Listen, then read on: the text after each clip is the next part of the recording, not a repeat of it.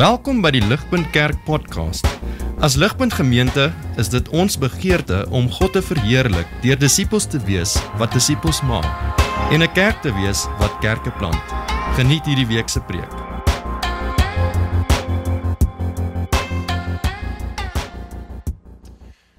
Vriende, ons het nou al tevore in hierdie reeks, ek weet ek het nou al ten minste 2 keer genoem in hierdie reeks tevore, het ons gesê dat die boek 2 Petrus, wat ons nou kyk vanoggend, staan bekend daar buite as die stiefkind van die Nuwe Testament. En die rede hoekom 2 Petrus bekend staan as die stiefkind van die Nuwe Testament, want dit is een van daai boeke wat ons almal so klein bietjie afskeep. Almal vermy so bietjie die boek 2 Petrus. En daar is baie redes vir dit. Die een rede is net, dit is net 'n moeilike boek. Dit is 'n moeilike boek met 'n klomp gedeeltes wat tegnies is en ouens armdruk oor 'n klomp versies en teksgedeeltes. Die ander ding is, soos wat ons laasweek gesien het as jy was, is dat Petrus gaan op 'n redelike lang angry rant teen valse leraars en so. Wanneer jy dit in jou stilte tyd lees, dan hier by vers 3, dan skiep jy na die volgende gedeelte toe en dan kry jy Openbaring. En dan gaan jy maar terug Genesis toe. Die ander rede hoekom die boek 2 Petrus, ek dink, so 'n bietjie afgeskeep word deur ons, is omdat die boek vanaf die begin tot die einde regtig fokus op die wederkoms. En hier's die ding, ons as hedendaagse Christene weet nie eintlik wat om met die wederkoms te maak nie. As ons moet eerlik wees daaroor, ons weet nie wat om met die wederkoms te maak nie. Die wêreld daar buite, ongelowiges daar buite, dink dat die wederkoms is een van die mees walglike leringe van Christendom. Hierdie idee van 'n God wat gaan kom om te oordeel, 'n God wat gaan kom om 'n onderskeid te tref tussen mense, en sekere mense wat dan vir alle ewigheid hel toe moet gaan. Die wêreld waarin ons is, haat daardie lering van Christendom. Maar ons vind dit nie net walglik nie, of die wêreld vind dit nie net walglik nie. Die ongelowige wêreld daar ook, as hulle dink oor die wederkoms, dan dink hulle is belaglik. Dis totaal maar belaglik. Ons stop net gou en dink net gou vir 'n oomblik. Christendom sê, die Bybel sê, dat die man Jesus het 'n fisiese liggaam, hy's ergens nou, wat ons noem die hemel, weet nie waar nie, hy kom fisies terug op die wolke terug om sy koninkryk in te bring. Die wêreld lag vir ons oor dit. Hulle dink dit is totaal en al belaglik. Om het verder erger te maak, het hierdie Jesus 2000 jaar terug beloof dat hy terugkom, 2000 jaar het nou al gegaan, niks het gebeur nie. Om dit nog erger te maak, was daar vir die laaste 2000 jaar 'n klomp ouens wat in die naam van God en Christendom met die weerse van idees kom. Weirdos wat kom en met grafieke en met koerantuitkripsels vir jou en vir my sê, wat is die dag en die datum wanneer Jesus sou teruggekom het en hulle gaan koop hulle baked beans en hulle gaan sit in hulle bankers en hulle gaan wag en hulle vertel vir ons, Jesus kom op hierdie datum en dag terug en dan het dit nie gebeur nie. En die wêreld lag vir dit. En gevolglik, vriende, is ons, as ons moet eerlik wees, ons wat gelowiges is ons op die beste van tye of selfs so klein bietjie skaam oor hierdie lering oor die wederkoms, of selfs meer as dit ons self kan baie kere skepties wees oor die wederkoms van Jesus. En hierdie is hoekom dit saak maak. Dit maak saak, vriende, wat almal van ons, en dis waar van alle mense in die wêreld, dit is letterlik hoe jy aan mekaar gesit is as 'n mens. Ons is almal mense wat altyd in die hier en nou lewe in die lig van wat ook al ons vooruitsig is. Dit is wat jy nou doen, by the way, ek is seker jy weet dit, maar daar's eksamens op pad, of daar is deadlines op pad, daar's hopelik 'n bonus wat uit gaan betaal word, of daar's 'n vakansie wat voor jou lê, en wat jy en ek vandag doen ons in die lig van dit wat ons antisipeer gaan kom in die toekoms. En dit is waar natuurlik van alles in die klein detail en ook van die lewe in geheel. Vriende, hierdie is hoekom dit saak maak dat ek en jy moet duidelik wees oor die wederkoms, want wat ook al jou en my prentjie gaan wees oor die wederkoms, sal in die hier en nou jou, my doen en late beïnvloed. Ten goeie of ten slegte, maar dit gaan, want dit is hoe jy gemaak is. Jy lewe in die lig van dit wat jy antisipeer. En dit is waaroor ons gedeelte vandag gaan wat gelees was. Dit is Petrus se begeerte in 2 Petrus hoofstuk 3 vir ons. Petrus wil hê ek en jy moet duidelik wees. Soos wat die stemme daar buite lag oor die wederkoms, moet ek en jy duidelik wees oor die wederkoms sodat ons in die lig daarvan nou in die hier en nou kan lewe en wandel. En dit is wat ons in vandag se gedeelte gaan sien. So sien raak saam met my vriende daarso. sien raak saam met my daarso hoe Petrus hierdie gedeelte begin. Maar kyk saam met my daarso vers 1.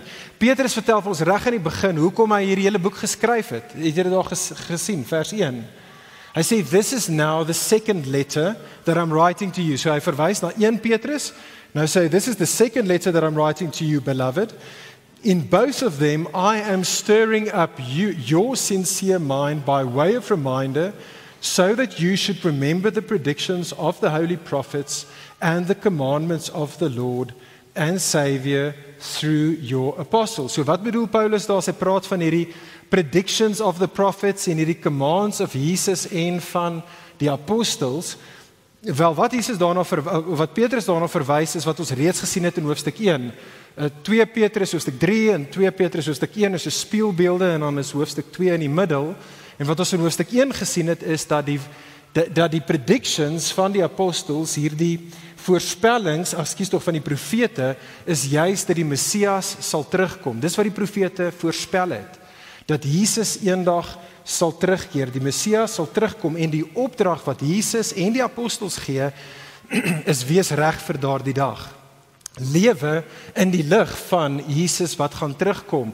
En spesifiek het ons in hoofstuk 1 gesien, lewe nou met lewens van heiligheid, lewens vol van godsvrug, soos wat ons daai predictions van die profete, soos wat ons dit onthou. En dit is ook, word vir ons bevestig, kyk saam met daar in vers 3 en 4. Dit is wat vers 3 en 4 ook bevestig. Petrus gaan aan, hy sê, knowing first of all that scoffers will come in the last days with scoffing, following their own sinful desires, they will say, where is the promise of his coming? En so, dit is dit, die valse leraars daar buite, hulle verwerp die wederkoms, in feite hulle lag oor die wederkoms, maar eintlik sê Petrus, het dit ook uit te waai met hulle lewens en hoe hulle in hier en nou lewe. Daai twee goed gaan saam, wat ook al jou vooruitsig is of nie is nie, beïnvloed jou lewe in die hier en nou en in hulle geval, hulle sinful desires wat uitgelewe word. En so hier is die punt, vriende. Die geskilpunt wat aangespreek word deur Petrus in 2 Petrus hoofstuk 3 is daai vraag wat eintlik 'n stelling is van die skaffers, wat die valse leraars is, daar in vers 4. Die issue op die tafel is dit, where is the promise of the coming of Jesus? En wat Petrus dan in die res van die gedeelte doen, is hy gaan daardie vraag, gaan hy nou antwoord, en hy gaan dit antwoord basies deur 3 bewegings. Kyk, wil jy moet dit sien op die blaadjie, net laat ons die groot prentjie sien, voordat ons in die detail gaan inspring. In vers 5 tot 7, gaan Petrus sê, hierdie is die ding wat die valse leraars miskyk met betrekking tot die wederkoms. Sien jy daai woorde in vers 5? They will deliberately overlook. Belangrike woordjie daar, die overlook woordjie. Dan in vers 8 tot 10 gaan Petrus verduidelik, dit wat ek en jy as gelowiges nie moet miskyk met betrekking tot die wederkoms nie. Hy gebruik dieselfde woordjie daar, vers 8, but do not overlook this one fact. So hier is wat hierdie ouens overlook, moenie dit doen nie, soos wat jy oor die wederkoms dink. Gelowiges, hierdie is wat julle nie moet miskyk nie.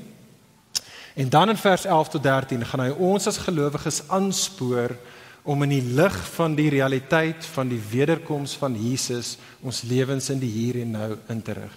Okay, so dis waarna toe ons op pad is in die teksgedeelte. Okay, so kyk saam met my daar. Eerstens dan vers 5 tot 7, dit wat die valse leraars misgekyk het. Die eerste ding wat ek en jy moet sien, soos ons eintlik weer terug by vers 4, is ek wil hê jy moenie 'n wêreldbeskouing mis nie, want onthou dat ons almal het 'n worldview, ons almal het 'n wêreldbeskouing. Vers 4, where is the promise of his coming? Want hierdie is hoekom hulle sê, Jesus gaan nie terugkom nie. For all things are continuing as they were from the beginning of creation. Met ander woorde sê die valse leraars, kyk om jou. Hierdie wêreld werk volgens Newton se wette. Okay, Newton was toe nog nie daar nie. Maar hierdie wêreld werk volgens wette en elke dag kom die son op en die son sak en die son kom op en hy sok af, alles stiek net oor. So waar is hierdie storie van die einde van die wêreld? Come on, dis ridiculous. Dit is hulle worldview.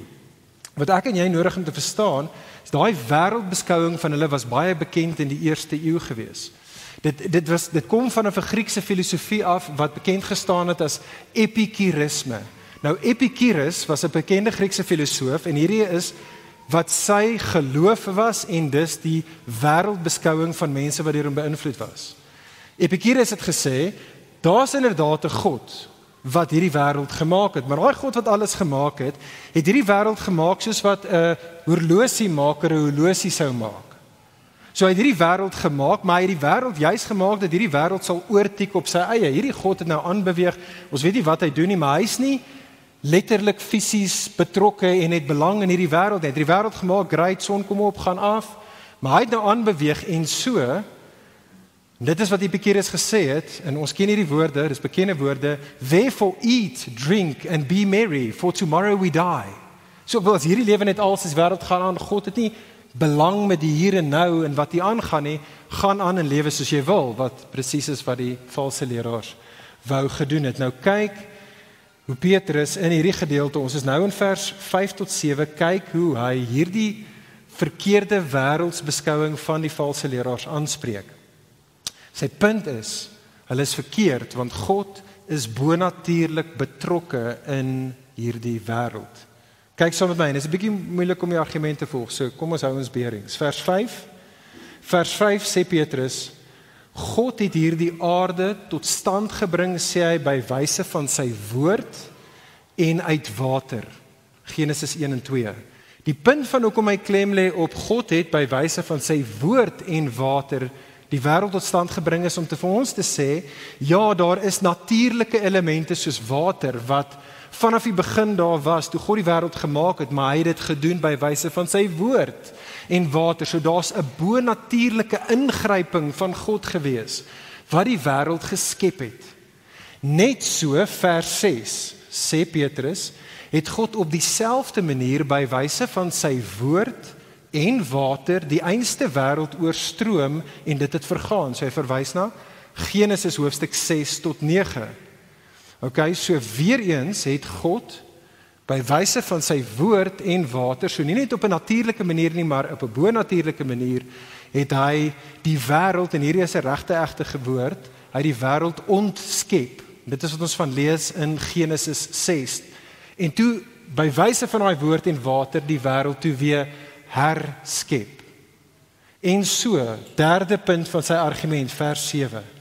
So sal die einste God, of so het die einste God reeds 'n woord gespreek by wyse van die profete, Jesus en die apostels, dat hy weer hierdie skepping sal oordeel ten einde goddeloosheid te vernietig, maar hierdie keer deur vuur, sê Petrus. Okay, so hier is die punt, en hierdie is hoekom hy spesifiek, hoekom het nou ewe skielik van water af na vuur toe gaan. Rede, hoekom het van water af na vuur toe gaan, is want God het in Genesis 9 gesê, hy sal nie weer die wêreld met by wyse van water oordeel nie. En die rede hoekom hy dan vir vuur gaan, want vuur is 'n ander natuurlike element, net soos water, as jy mooi daar dink, wat beide die vermoë het om deel te wees van ontskepping en van herskepping. So dis wat die water by die sonvloed gedoen het. Dit het die wêreld wat geskep was geontskep en toe het 'n nuwe wêreld as dit ware uit die water uit toegetree. Die vuur doen dieselfde, as jy langs die pad ry en die ouens is besig om die velde te brand, is hulle besig om te ontskep sodat daar kan herskep word, sodat nuwe lewe kan voortspruit. En dit is Petrus se argument. Hy sê God was bonatuurlik betrokke, Genesis 1 en 2. God sien ons was baie duidelik bonatuurlik betrokke by ontskepping, herskepping, Genesis 6 tot 9, en so sal dit weer wees in die toekoms, maar hierdie keer by wyse van vuur. Vriende, ek dink Petrus se argument is briljant. Genius, dit is 'n absoluut genius argument. Want jy sien wat Petrus doen, ek moet dit nie mis nie, ek weet jy het dit gevoel. Petrus het dit as prins gedoen. Wat Petrus doen is, hy maak 'n argument oor hierdie kontroversiële vir die wêreld belaglike idee van die wederkoms deur wat te doen? Deur na die ander twee kontroversiële vir die wêreld belaglike voorbeelde toe te gaan, naamlik, hoe is hierdie wêreld geskep en was daar regtig ou soos Noag in die ark in 'n sonvloed gewees? Dit is sy argument. Hoekom doen hy dit? Hy doen dit Want Petrus wil ons konfronteer met hierdie basiese beginsel van Christendom, van Bybelse Christendom. En dit is dat dit genootsaak die bonatuurlike ingryping van 'n God. B.B. Warfield was 'n baie bekende teoloog in die 19de eeu. Hy het die volgende gesê. B.B. Warfield het gesê, Christianity is unembarrassed supernaturalism. Christendom is onbeskaamd bo streepie natuurlik. Dis onbeskaamd bo natuurlik. Hier is 'n trick question, net so om die punt huis toe te bring. Kan ek jou vra, vriendin, dink jy 'n mens kan 'n Christen wees sonder om in engele te glo? Dink jy dis moontlik? Dink jy dat jy kan hemel toe gaan, kan ek so stel, sonder om te glo in die realiteit van engele? En die rede hoekom ek dit vra is want Jonathan Gibson, 'n ander teoloog, maak 'n uitstekende punt juis deur hierdie vraag aan ons te vra. Jonathan Gibson maak die punt en hy verwys na 'n ander ou, okay? Hy verwys na Francis Schaeffer. Baie van julle sal gehoor het van Francis Schaeffer. Hy was in die vorige eeu 'n apologist gewees.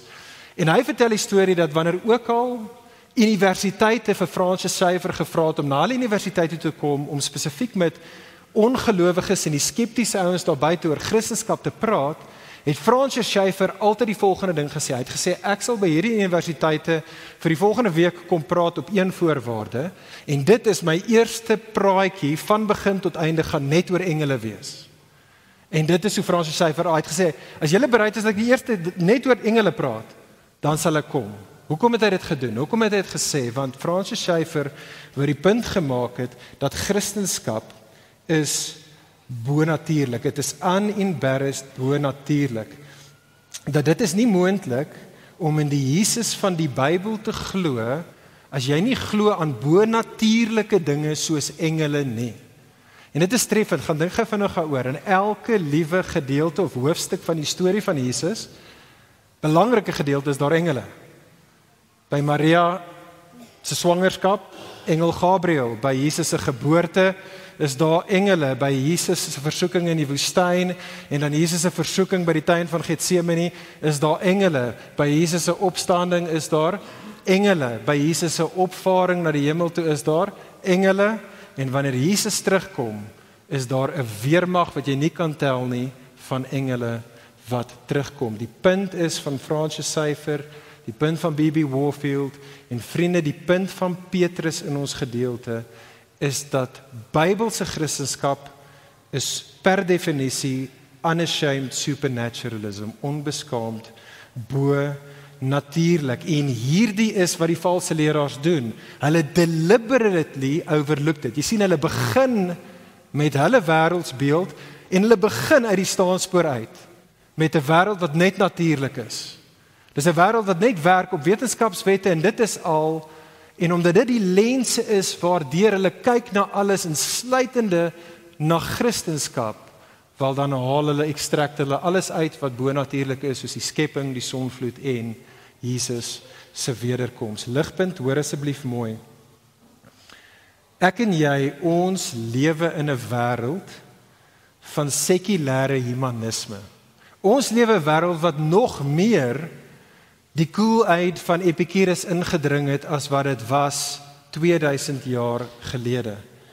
Ek en jy lewe in 'n wêreld van materialisme. Wat ek daarmee bedoel, is dat vanaf kleins af, in elke liewe teksboek wat jou en my kinders en vir jou en my gevorm en geslyp en geïndoktrineer het, sê dit heeltyd vir jou en vir my, hierdie wêreld wat ek en jy kan meet en op formules kan bepaal en kan plot, hierdie wêreld is al wat daar is. Dit is wat die wêreld om ons sê. Dit is interessant, dit is nie my notes nie, maar dit het my volgend getref.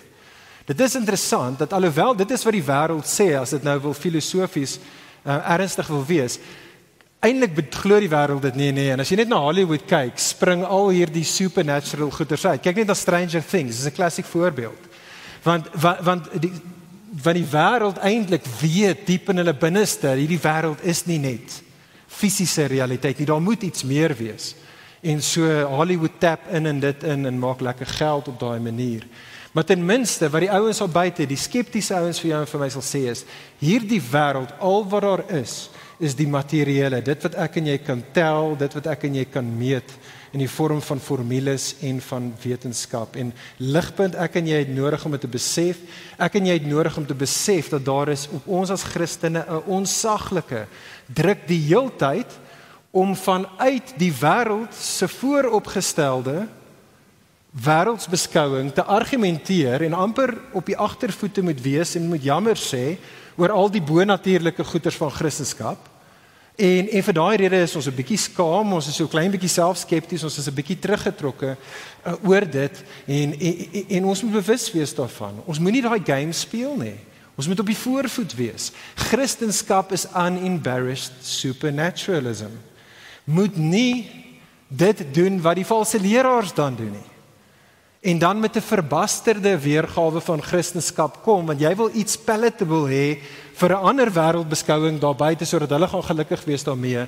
En so dan kom ons en sê, "Ja, jy weet wat, ja, actually, Jesus het nie regtig opgestaan nie, wonderwerke wel, dit was eintlik party tricks gewees. Jesus gaan net in die gees dalk terugkom." Dis maar net 'n manier van praat.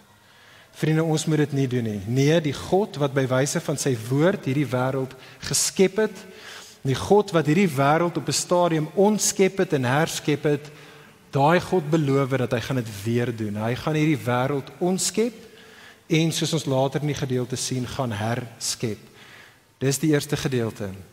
Dit is wat die valse leraars miskyk. Nou hier is wat vers 8 tot 10, hierdie is wat Petrus sê, ons as gelowiges met betrekking tot die wederkoms nie moet miskyk nie. Vers 8 tot 10. Julle sien 'n verdere fout van die valse leraars, vers 8, wat hulle verder ook overlook het en wat ons nie moet nie, is weer eens dat hulle prentjie van God is eintlik te natuurlik. Dat hulle prentjie van God is te klein. Hulle het vergeet, kyk ons saam met my in vers 8 in die teks, wat hulle vergeet is dat with the Lord one day is as 1,000 years and 1,000 years is as one day. Petrus verwys na Psalm 90 wat geattribute is aan Moses. Is treffend dat Psalm 90 gaan ook oor skepping, sonvloed, oordeel vir goddeloosheid. Presies soos hierdie gedeelte. En in daardie gedeelte vind ons die volgende woorde van Psalm 90 vers 4: For 1,000 years in your sight are but as yesterday when it is past. En hier is die punt. Kom ek verduidelik dit aan die hand van 'n true story wat my gebeur het. Ek was in 1997, baie lank gelede nou, was ek in Amerika gewees. En ek was in Amerika en toe het ek van Houston af na Miami toe gegaan en van Miami af gevlieg Londen toe. En toe ek in Miami aankom vanaf Houston af, toe het ek 'n 5 ure delay tussen my vlugte. En ek onthou nog, ek was so 'n bietjie geïrriteerd met hoe simpel die lugredery is, nie, dat ek nou vir 5 ure in die lughawe hier moet sit en wag. En so ek stap rond en ek is op soek na iets om te eet en whatever, en ek staan in 'n tou en ek hoor die ouens voor my op 'n stadium, die een vra vir die ander een, wat is die tyd? En hy gee tyd en ek kyk my horlosie en dis soos 'n nee, soos daar's 3 ure verskil tussen wat hy gesê het en wat ek gesê het. Jy sien, ek het die rookie error gemaak, is dat ek het nie onthou dat vanaf Houston af na Miami is daar soos tydsone verskil nie. En ek het soos 10 minute gehad om by die vliegtuig te kom, en dit is soos kilos weg, en dit is in die movies, net soos wat ek hardloop, en net voor die deure van die vliegtuig toemaak, toe klim ek op. En die punt daarvan is, vriende, my konsep van tyd was verkeerd. Die fout het by my gelê, by my arrogansie, by my dwaasheid. En so sê Petrus, is dit met die spotters, met die valse leraars en die wêreld daar buite wat lag oor, maar waar is Jesus se wederkoms? Die fout wat hulle maak is dat hulle dink dat God volgens jou en my tydsones funksioneer. Maar God doen nie. Die een wat die oorlosie maak is betrokke, maar hy self is nie gebonde aan die tyd van die oorlosie binne nie. Hy staan buite dit in daardie sin van die woord. God se konsep van tyd, vriende, is anders as jou en myne. Ja, dit is so. Jesus het 2000 jaar gelede het hy beloof dat hy kom terug. En die punt is, so what? So what? Dit is net 'n probleem as jou God so klein soos jy is. Dalk is daar ander redes hoekom in ons perspektief van tyd die tyd vertraag is voordat hy terugkom, en dit is wat Petrus in vers 9 dan aangaan om te verduidelik. Kyk in vers 9. Hy sê in vers 9, "The Lord is not slow to fulfill his promise, as some count slowness, but he is patient toward you, not wishing that any should perish, but that all should reach repentance." En so Petrus verwys hier na 'n ander baie bekende Ou Testament teks. Ons het dit net nou gesing. Dit is daai pragtige, belangrike woorde van Eksodus 34 wat die laaste liedjie was wat ons gesing het, waar God sy eie karakter aan ons openbaar. En God sê, the Lord, hy sê wie hy is. I am the Lord, a God merciful and a God gracious, slow to anger and abounding in steadfast love and faithfulness. Die punt is God is slow, maar hy's nie slow soos wat die valse leraars dit het nie, hy's slow to anger. Hy is geduldig want hy is genadig. Hy is 'n God wat juis terughou op die wederkoms van sy seun Jesus, juis omdat sy diepste hartsbegeerte, vriendin, vir jou en vir my is, dat ons nie sal verlore gaan nie, maar dat ons 'n geloof en bekering na hom toe sal draai en die begunstigstes sal wees en sal word van sy troue goedertierenheid, sy troue liefde. Kan ek jou dit vra, vriendin, soos jy hier so sit, en dalk is jy een van daai ouens wat vandag hier so sit en totaal en al dink dat hierdie goeters is ridiculous, dalk is jy 'n bietjie skepties oor die idee van Jesus se wederkoms, kan ek vir jou vra, vriendin, het jy al gebruik gemaak van hierdie vensterperiode van God se geduld? Het jy al gebruik gemaak daarvan en in geloof en bekering, soos die teks sê, inderdaad na Jesus toe nou reeds gekom het voor hy kom? Het jy al van daardie geleentheid gebruik gemaak? Of misbruik jy God se geduld? Is jy besig om dit te misbruik? Hoor dit asseblief tog, vriendin, die ware God is soveel meer geduldig. Die Engelse pragtige woord vir dit is long suffering, is dat hy gaan deur hierdie pyn om te sien hoe ek en jy teen hom rebelleer, en hy is long suffering. En ek wil hê jy moet dit weet, God is geduldig met jou.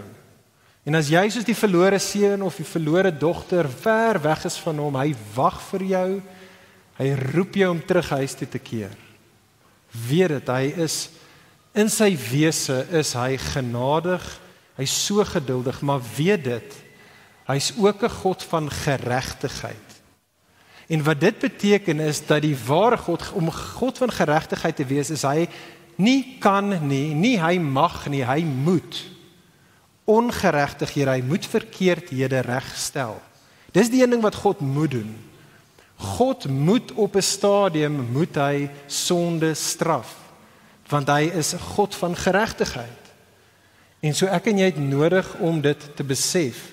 Daar kom 'n dag wanneer hy gaan kom om onafgerekende ongeregtigheid, goddeloosheid te kom oordeel. En dit is vers 10. Kyk na vers 10. Petrus sê, en ek wil hê ons moet dit sien, belangrike vers, but the day of the Lord will come like a thief. And then the heavens will pass away with a roar, and the heavenly bodies will be burnt up, and they will be dissolved, and the earth and the works that are done on it will be exposed. Twee dinge met betrekking tot Jesus se wederkoms, wat Petrus daar sê, wat ek en jy nie moet mis nie, wat ons nie moet miskyk nie. Die eerste ding is, sien julle in vers 10, die wederkoms van Jesus sal onverwags wees. Dit sal wees soos 'n dief wat in die nag kom. En ek weet nie of jy al gesien het nie, maar as 'n dief in die nag na jou huis toe kom, stuur hy nie vir jou 'n Facebook of 'n WhatsApp reminder, of jy sê, luister, ek is van plan om so, jy weet, so 4:30, nee, kom ons maak dit 2:45, gaan ek albei 'n draai kom maak. Dis nie wat die dief doen nie. Hy kom onverwags.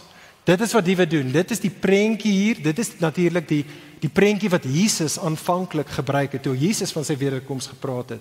In Matteus 24 het Jesus gesê, wanneer ek, die seun van die mens, terugkeer, sal ek kom soos 'n dief in die nag. En dan sê Jesus in vers 44, wat is die implikasie daarvan vir jou en vir my, ek en jy moet dus wakker bly, drink jou koffie, bly wakker, want die dief kom, hy kom onverwags, so jy moet wakker wees, ons moet gereed wees, enige tyd vir wanneer Jesus sou terugkom. Maar dan verder, hier is die tweede punt uit vers 10, die tweede ding wat ek en jy nie moet miskyk verder hier oor Jesus se wederkoms nie, dit gaan nie net onverwags wees nie, maar daardie dag, wanneer Jesus terugkom, sê Petrus vir jou en vir my, gaan alles ontbloot word. Het jy daar gesien, dit is die gedeelte eindig. Vriende, dit is die punt van vers 10. Die punt hier, hoor mooi asseblief, die punt van hemelliggame, die son en die maan, die sterre wat hierso verbrand, is nie om 'n wetenskaplike punt te maak nie, dit is nie besig om 'n sterrekundige punt te maak nie. Dit is profetiese taal wat kom met profetiese beeldspraak wat ons reg deur die Ou Testament oor en oor sien. Reg deur die Ou Testament is dit presies die taal wat gepraat het van die dag van die Here wanneer die Here terugkeer. Spesifiek die profeet Jesaja maak hierdie punt oor en oor en hy maak dit spesifiek in Jesaja 34 vers 4. In Jesaja 34 vers 4 sê Jesaja dat wanneer die dag van die Here kom, gaan die hemele opgerol word. Hier is die prentjie soortgelyk. Dit is van God gaan, wanneer hy terugkom, wanneer Jesus gaan terugkom, gaan die gordyn as dit ware, die hemelliggame gaan soos 'n gordyn as dit ware weggeskuif word, eintlik wegverbrand word, sodat God, of sodat die skepping ontbloot, exposed, sê ons vers, staan in die aangesig van die heilige God. God gaan daar wees, geen barriers nie, en ons gaan daar staan, en alles gaan exposed wees, and all the works that are done on it will be exposed, sê Petrus. Vriendin, ligpunter, besef dit, daar kom 'n dag, soos Paulus sê in Romeine 2 vers 16, wanneer God in Jesus al die geheime van die mens sal oordeel. Daar kom 'n dag, vriende, waar ons almal kaal, naak, die hele wêreld en al sy werke voor God gaan staan en alles gaan exposed wees. Nie 'n ding wat gedoen was deur enige iemand, nie 'n ding wat gesê was deur enige iemand, nie 'n ding wat gedink was deur enige iemand nie. Gaan nie daar wees nie, alles gaan gesien word. En elke liewe ding wat moes gedoen gewees het, en moes gesê gewees het, en moes gedink gewees het, en nie was nie, sal ook aan ons op daardie dag ontbloot word. Soos Hebreërs 4 vers 13 dit stel, no creature is hidden from his sight, but all are naked and exposed to the eyes of him to whom we must give account. Vriende, is daar enige hoop vir ons? Is daar enige hoop vir jou en vir my? Daai dag, wanneer die gordyne van die hemele oopgemaak word en ons staan poedelnaak voor 'n heilige God. Is daar enige hoop vir jou en vir my? Die antwoord is ja, daar is. Dit is in dieselfde Jesus wat gaan terugkeer, maar ons hoop lê in dit wat gebeur het die eerste keer toe hy gekom het. En so daar is hierdie prentjie, ek het dit 8 jaar gelede gebruik, so ek gaan dit weer gebruik. Daar is hierdie prentjie van die Amerikaanse pioniers wat toe hulle, Amerika ingekom het, hoeveel honderde jare gelede, het daai pioniers oor die prairies getrek, daai lang pragtige grasvelde in Amerika. En wat gebeur het is dat elke keer as hulle 'n groot veldbrand gesien het, was die manier om die veldbrand wat kom te kan afweer is, en dit voel counterintuitive, is dan begin hulle 'n brand. Hulle begin 'n gereguleerde veldbrand, kom ons sê so groot soos 'n paar rugbyvelde, en hulle brand die gras, sodat as die gras daar gebrand het en dit het afgekoel, dan trek hulle al hulle diere en al hulle besittings en hulle families alles binne in daai stuk grond, daai gras wat reeds gebrand is, want hier is die punt, vriende, vuur brand nooit op dieselfde plek 2 keer nie. En dit is die gospel. Dit is die evangelie. Die evangelie is die feit dat Jesus het gekom en hy het in hierdie wêreld gekom as 'n mens in ons plek en hy het op 'n kruis gaan sterf sodat hy daar die oordeel vir ongeregtigheid, die vuur van God kon gevat het op hom, sodat elkeen wat nou in hom skuiling vind, nou nie deur die aankomende verterende vuur van God hoef deur dit om te kom nie. En so dit is my uitnodiging, en ons is amper daar, vriende. My uitnodiging aan elkeen van ons is dit: kom ek en jy maak seker dat ons vind skuiling binne in Jesus.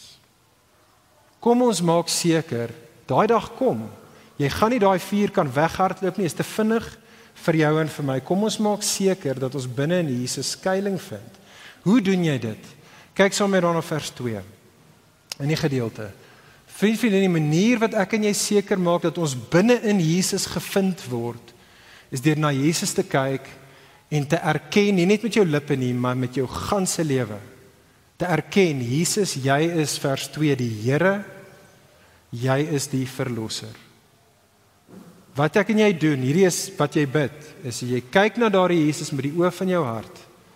Jy sê, Jesus, jy is die Here. Met ander woorde, jy is niemand anderste as God self nie, God wat gekom het om my te kom verlos nie.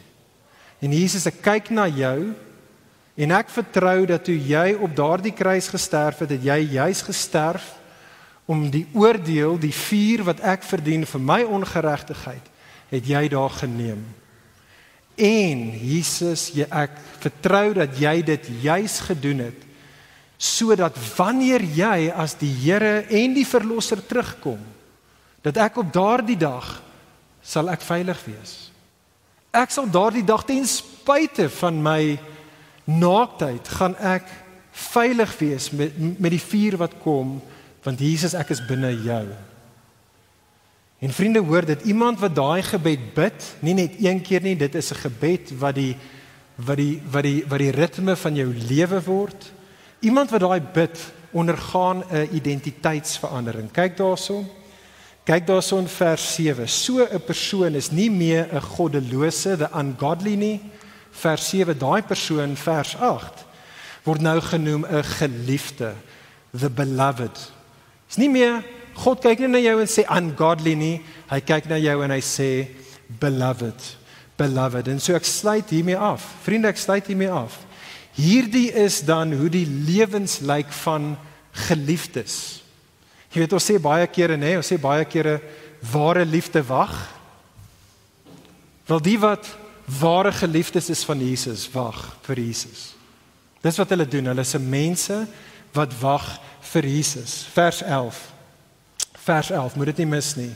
Since all these things are thus to be dissolved, what sort of people ought you to be in lives of holiness and lives of godliness? Die woordjie holiness is om afstand te doen van ongeregtigheid. Die woordjie godliness is om geregtigheid na te jaag. En wat Petrus hierso sê, hy sê daardie mense, geliefdes van Jesus, is sulke mense. Mense wat besef in Jesus se eerste koms en in sy tweede koms het hy gekom om met ongeregtigheid te deel. Hulle is mense wat in die hier en nou, wat nou lewens van geregtigheid najaag, om weg te bly vanaf sonde af en om righteousness te pursue. Hulle doen dit vers 12, want vers 12, hulle wag vir hulle geliefde om terug te keer. En hulle weet dat wanneer hulle geliefde terugkom, gaan hy met alle sonde, gaan hy dan finaal afreken. En omdat hulle daarvoor wag, is hulle nou besig om te lewe in die lig van dit. En hulle weet ook, dat op daardie dag wanneer hy terugkeer, vers 13, weet hulle, gaan hulle saam met hulle geliefde, vir alle ewigheid, gaan hulle woon in 'n huis propvol net van geregtigheid. En omdat dit is wat hulle antisipeer, lewe hulle nou in die lig daarvan, lewens van holiness, lewens van godliness. Ligpunt, mag dit waar wees vir ons. Mag ons sulke mense wees, mag ons sulke gelowiges wees. Mag ons mense wees wat nou in die hier en nou getrou bly, deur in geregtigheid te wandel, soos wat ons wag vir Jesus, ons geliefde. Kom ons bid saam. Vir meer inligting oor Ligpunt Kerk, besoek gerus ons webwerf op www.ligpunt.com of kontak ons gerus by info@ligpunt.com.